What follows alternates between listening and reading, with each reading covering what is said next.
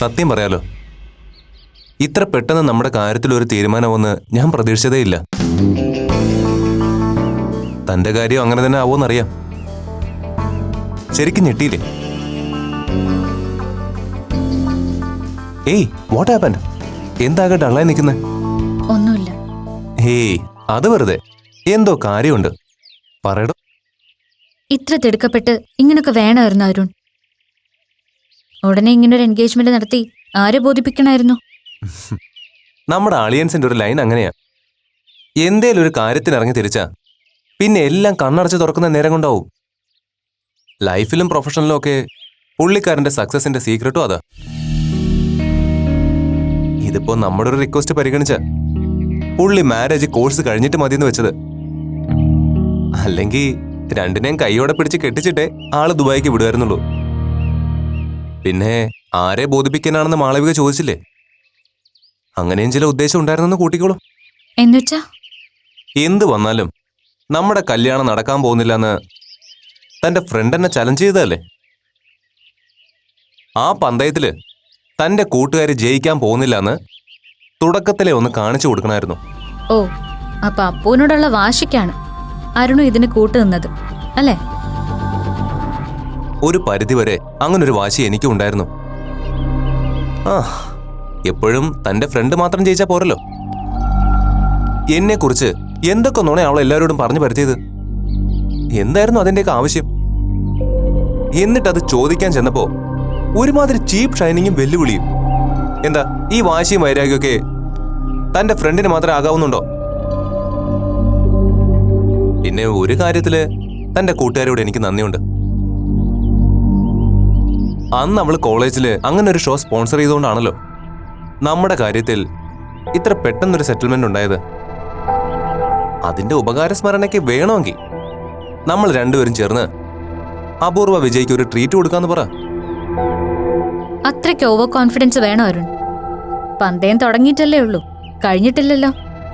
Last ലാപ്പിലും ഓടി ജയിച്ചവരുണ്ടല്ലോ. എന്നുവെച്ചാ അപൂർവയ്ക്ക് ഇനിയും ചാൻസ് ഉണ്ടെന്നല്ലേ?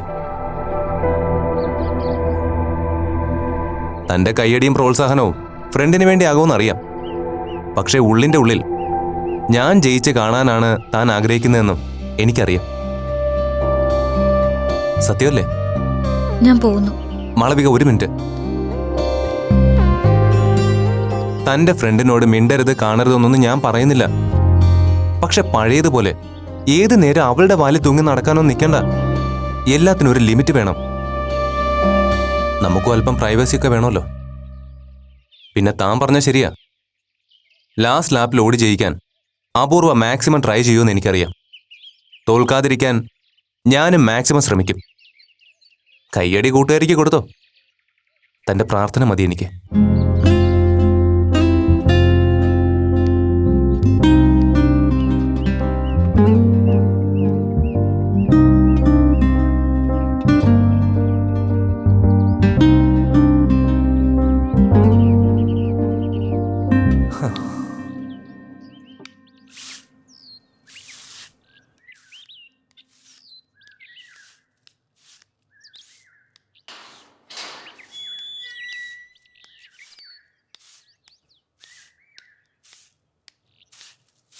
ആന്റി, ആ വാ മോളെ, എന്തൊക്കെയുണ്ട് കല്യാണ പെണ്ണിന്റെ വിശേഷങ്ങൾ?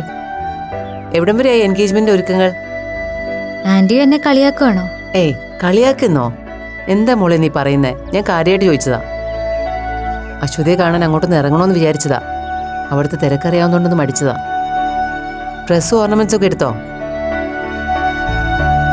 റിലേറ്റീവ്സിനെയൊക്കെ ഇൻവൈറ്റ് ചെയ്തോ? ഞാനതൊന്നും അന്വേഷിക്കുന്നില്ല ആന്റി. എല്ലാവരും കൂടി എന്തൊക്കെയോ കാട്ടിക്കൂട്ടുന്നുണ്ട് അവിടെ.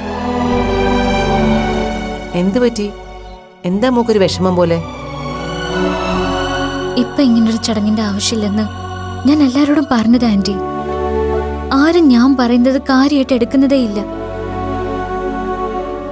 മുത്തശ്ശി അച്ഛനും കൂടി എല്ലാം തീരുമാനിക്കുന്നു, അമ്മയും ഞാനും അതനുസരിക്കുന്നു. അതാ ഇപ്പൊ അവിടെ നടക്കുന്നത്. അതെന്താ എൻഗേജ്മെന്റ് നടത്തണ്ടെന്ന് മോള് പറഞ്ഞത്? അതൊക്കെ വേണ്ട കാര്യങ്ങളല്ലേ മാളൂസേ? എന്താ മോളുടെ വിഷമം? ആന്റിയോട് പറയുന്നേ. ഒന്നുമില്ല. അപ്പു എവിടെ ആന്റി? അവള് റൂമിലുണ്ട്. ഞാനൊന്ന് കണ്ടിട്ട് വരാം. മാളു,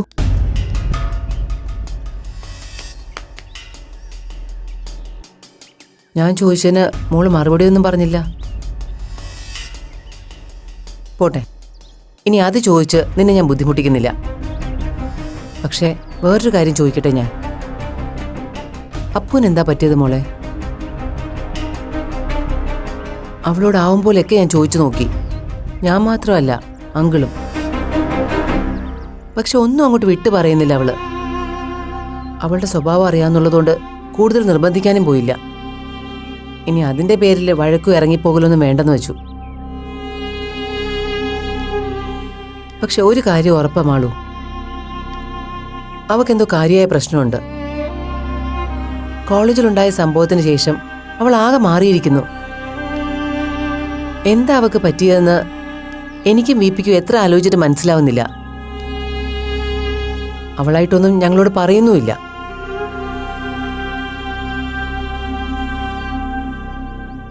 മോൾക്കറിയാലോ എങ്ങനെയാ ഞങ്ങൾ അവളോട് പെരുമാറുന്നതെന്ന്. എല്ലാ ഫ്രീഡവും അപ്പൂനിവിടെ ഉണ്ട്. അവൾ എന്താഗ്രഹിക്കുന്നോ അതൊക്കെ അപ്പപ്പ സാധിച്ചു കൊടുക്കാറുമുണ്ട്. അക്കാര്യത്തില് എന്നെക്കാൾ നിർബന്ധം വീപ്പിക്കാം. എന്നിട്ടും അവളെന്താ ഇങ്ങനെ മാളൂ? അപ്പൂവിന്റെ യഥാർത്ഥ പ്രശ്നം എന്താന്ന് മോക്കറിയാതിരിക്കില്ലല്ലോ.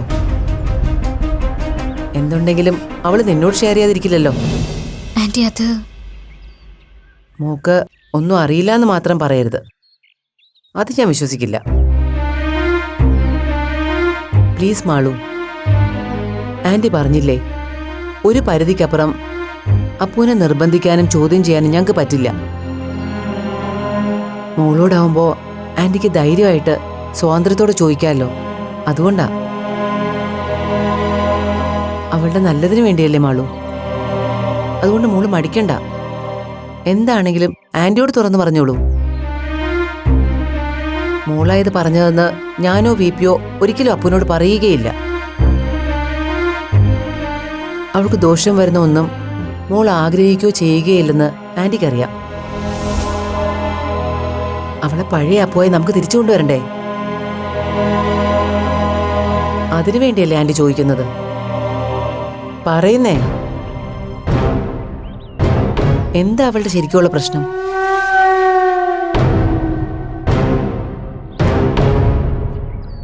ഇനി അപ്പൂന് വല്ല ലവ് ഫെയിലിയറും ഉണ്ടോ? അതോ അതുപോലെ മറ്റെന്തെങ്കിലും പ്രോബ്ലം? എന്തായാലും മോള് ധൈര്യമായിട്ട് ആന്റിയോട് പറ. മാളു,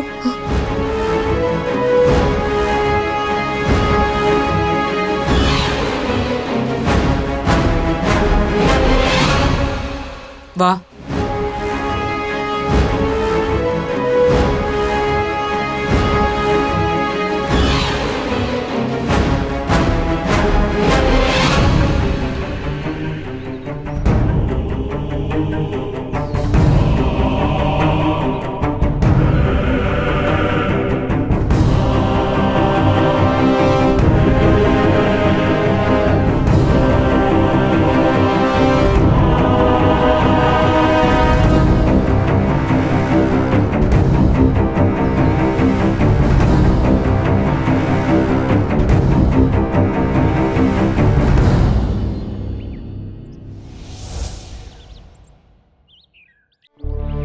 അപ്പു പറ, എത്ര നാൾ എല്ലാവരിൽ നിന്നും നിനക്കിങ്ങനെ ഒഴിഞ്ഞു മാറി നടക്കാൻ പറ്റും?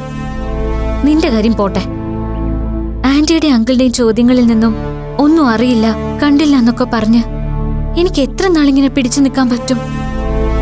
അവരുടെയൊക്കെ വിഷമം കാണുമ്പോ ഞാൻ ചെയ്യുന്നത് ക്രൂരതയാണെന്ന് തോന്നിപ്പോ അപ്പു. അവരോട് ക്രൂരത കാണിക്കേണ്ടി വരുന്നതിലേ ഉള്ളൂ നിനക്ക് സങ്കടം അല്ലേ? എന്നോട് എന്തോ ആവാലോ അല്ലേ? അവരുടെ ചോദ്യങ്ങളിൽ നിന്നും ഒഴിഞ്ഞു മാറുന്നതിന്റെ സങ്കടത്തെ പറ്റി നീ ഇപ്പൊ എന്നെ കൺവീൻസ് ചെയ്യാൻ ശ്രമിക്കുന്നുണ്ടല്ലോ. പക്ഷേ അതിനു മുമ്പ് എന്തുകൊണ്ട് എന്റെ ചോദ്യങ്ങളിൽ നിന്ന് നീ സ്കിപ്പ് ചെയ്യുന്നു എന്നതിന് എനിക്ക് ബോധ്യപ്പെടുന്നൊരു മറുപടി എന്താ നീ പറയാത്ത? ഞാൻ ചോദിച്ചത് മനസ്സിലാവാഞ്ഞിട്ടാണോ അതോ ഇത്ര തിടുക്കപ്പെട്ട് ഈ എൻഗേജ്മെന്റ് കലാപരിപാടി ഫിക്സ് ചെയ്തതിന് പിന്നിൽ നിന്റെ മൗനസമ്മതം ഉണ്ടെന്ന് എനിക്കറിയാം. ഒരർത്ഥത്തിൽ പറഞ്ഞാൽ ഞാൻ ചോദിച്ച ചോദ്യത്തിനുള്ള ഒരു മറുപടി തന്നെ അല്ലേ ഈ എൻഗേജ്മെന്റ്, അല്ലേ മാളു? പ്ലീസ് അപ്പു, അല്ലെങ്കിൽ തന്നെ ഞാൻ ആകെ ഭ്രാന്ത് പിടിച്ചിരിക്കുക. അതിന്റെ കൂടെ നീയും കൂടി എന്നെ ഇങ്ങനെ ടോർച്ചർ ചെയ്യല്ലേ. ടോർച്ചർ ചെയ്യുന്നെന്നോ? ഞാനോ? അങ്ങനെ തോന്നിയോ നിനക്ക്? എനിക്കൊരു ബിഗ് സോറി ഡിയർ.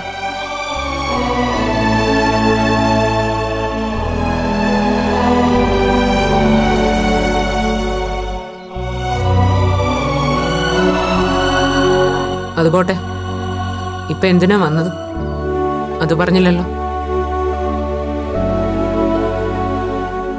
മുൻപൊക്കെ നമുക്ക് അങ്ങോട്ടും ഇങ്ങോട്ടും വരാനും പരസ്പരം കാര്യങ്ങൾ സംസാരിക്കാനും ഒന്നും പ്രത്യേകിച്ച് കാരണങ്ങളൊന്നും വേണ്ടായിരുന്നു. ഇപ്പൊ അങ്ങനെ അല്ലല്ലോ, അതുകൊണ്ട് ചോദിച്ചതാ. പിന്നെ നിന്റെ പാക്കാരനെ കണ്ടായിരുന്നോ? എന്തു പറയുന്നു? ആള് ഹാപ്പി അല്ലേ? ഹാപ്പി ആവും, എനിക്കറിയാം.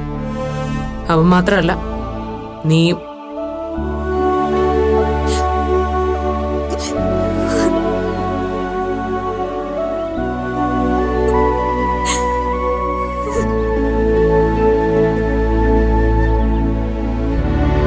വല്ലാതെ അങ്ങ് കരഞ്ഞ് ഓവറാക്കണ്ട. താഴെ അമ്മയുണ്ട്.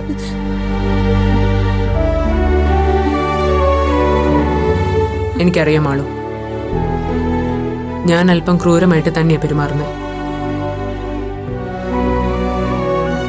വെറുക്കാനും വെറുപ്പിക്കാനും അപ്പു പഠിച്ചുകൊണ്ടിരിക്കുക.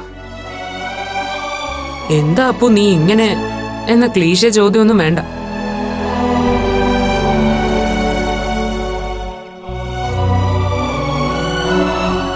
അതെ, അപ്പു ഇങ്ങനെയാണ്. ഇങ്ങനെയൊക്കെ ആകാനേ അപ്പുവിന് കഴിയൂ. ഞാൻ എന്ത് വേണം നീ പറ. ഇപ്പൊ എന്റെ ചുറ്റും നടക്കുന്നൊന്നും എന്റെ അറിവോടെ അല്ല അപ്പു. നോ, അതൊരൊഴിഞ്ഞു മാറില്ല. രക്ഷപ്പെടാൻ എപ്പോഴും നീ കൂടെ കൊണ്ട് നടക്കുന്ന ഒരു ലെയിം എക്സ്ക്യൂസ്. ഇനി നീ എന്ത് വേണമെന്ന് ചോദിച്ചില്ലേ? ആ ചോദ്യം ആത്മാർത്ഥമായിട്ടാണെങ്കിൽ ഞാൻ എന്റെ ചോദ്യം കുറച്ചുകൂടി വ്യക്തമായിട്ട് റിപ്പീറ്റ് ചെയ്യുന്നു. Will you be my partner? Appu എന്ന ആണിന് ഇണയായും തുണയായും നീ കൂടെ ഉണ്ടാവുമെന്ന്. ഇപ്പോഴല്ല, എല്ലാ അർത്ഥത്തിലും ഞാനൊരു പുരുഷനായി മാറിയതിനു ശേഷം. ഒരാണിന്റെ ജീവിതം അന്തസ്സായിട്ട് നയിക്കാൻ പറ്റുമെന്ന് കോൺഫിഡൻസോടെ എനിക്ക് പറയാനും അത് തെളിയിക്കാനും പറ്റുന്ന ഒരു സമയത്ത്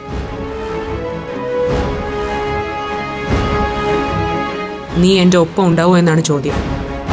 കമാൺ, എനിക്കൊരു ഉത്തരം വേണം. ഉത്തരം യെസ് എന്നാണെങ്കിൽ നമ്മൾ ഈ സംസാരം കണ്ടിന്യൂ ചെയ്യും. നോ എന്നാണെങ്കിൽ പിന്നെ ചോദ്യമോ പറച്ചിലോ ഒന്നും ഉണ്ടാവില്ല. നിനക്ക് ഇവിടുന്ന് പോവാം. എന്നുവെച്ച് നിന്നോട് ഒരു പിണക്കം ഉണ്ടാവില്ല എനിക്ക്. എന്നും അപ്പുവിന്റെ ബെസ്റ്റ് ഫ്രണ്ട് നീ തന്നെ ആയിരിക്കും. ഇനി തീരുമാനം നിന്റേതാണ്. അപ്പൊ ഞാൻ ഏയ്,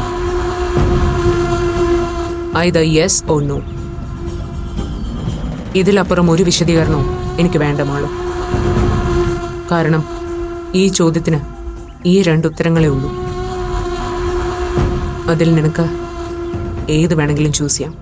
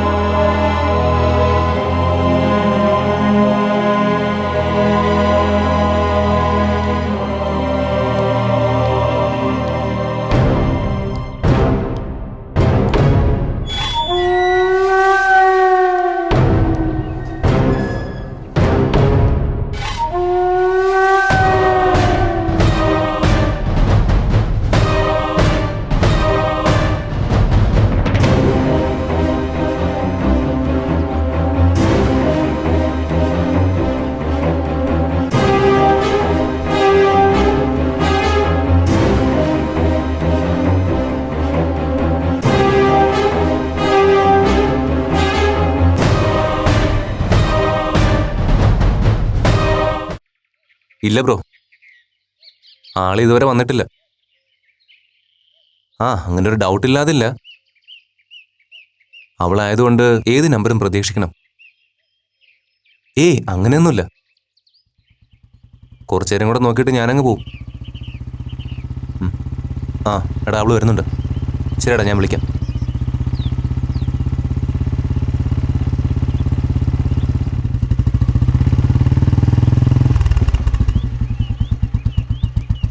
ഹലോ, നിന്ന് പോസ്റ്റായോ ഡിയർ? സോറി, ഞാനൊരു ബ്ലോക്കിൽ പെട്ടുപോയി. It's all right. അല്ല, എന്തിനാ കാണണമെന്ന് പറഞ്ഞ? അത് പറയാം. ആദ്യം ചൂടോടെ ഒരു കൺഗ്രാറ്റ്സ് അങ്ങ് പിടിച്ചോ. Hearty congratulations mister Arun Bhaskar. മണവാളന് my sincere wishes and prayers in advance. Thank you. To be frank Arun, ഇയാളെ ഫേസ് ചെയ്യാൻ എനിക്ക് അല്പം ചമ്മലുണ്ട് കേട്ടോ.